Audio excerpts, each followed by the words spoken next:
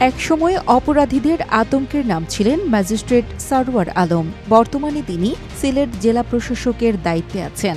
যোগদানের মাত্র ১৯ দিনের মাথায় এক শিক্ষা প্রতিষ্ঠানের শিক্ষকদের অনিয়ম ধরেন এবং ২ শিক্ষক ও ভাইস প্রিন্সিপালকে বরখাস্ত করেন। বরখাস্তকৃত ওই শিক্ষকদের রিটে আদালত থেকে শোকজ পেয়েছেন ডিসি সারওয়ার আলম।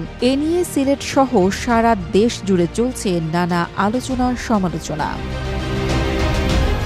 সিলেটের স্বনামধন্য ইংরেজি মাধ্যমের শিক্ষা প্রতিষ্ঠান দি সিলেট খাজা ইঞ্চি বাড়ি ইন্টারন্যাশনাল স্কুল অ্যান্ড কলেজের প্রিন্সিপাল ও ২ ভাইস প্রিন্সিপালকে এখতিয়ার বহির্ভূত ও বেআইনিভাবে সাময়িক বরখাস্ত আদেশের বিরুদ্ধে দায়ের করা এক রিটের পরিপ্রেক্ষিতে এ শোকজ পাঠানো হয়েছে বলে জানিয়েছেন বাদীপক্ষের আইনজীবী।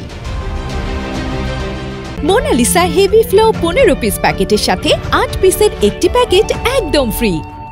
জেলা প্রশাসনে খোঁজ নিয়ে জানা যায়, খাজাঞ্চি বাড়ি ইন্টারন্যাশনাল স্কুল অ্যান্ড কলেজের সিনিয়র শিক্ষক আবেদা হক ও মোহাম্মদ রকুন উদ্দিন ভাইস প্রিন্সিপালের দায়িত্ব গ্রহণ করেন।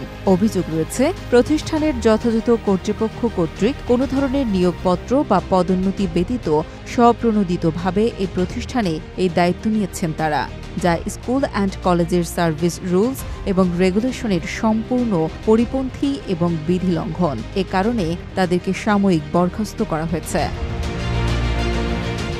গত বৃহস্পতিবার সিলেটের সিনিয়র সহকারী জজ সদর আদালত এ শোকজ জারি করেন। শোকজ পাঠানোর বিষয়টি নিশ্চিত করেন খাজাঞ্চি বাড়ি ইন্টারন্যাশনাল স্কুল অ্যান্ড কলেজের সিনিয়র শিক্ষিকা আবেদা হকের আইনজীবী। সিলেটের সাবেক জেলা প্রশাসক শের মাহবুব মুরাদ স্কুলের প্রিন্সিপালের নিয়োগ নিয়ে প্রতিষ্ঠানের আইন লঙ্ঘন করে একটি সমস্যার সৃষ্টি করেন।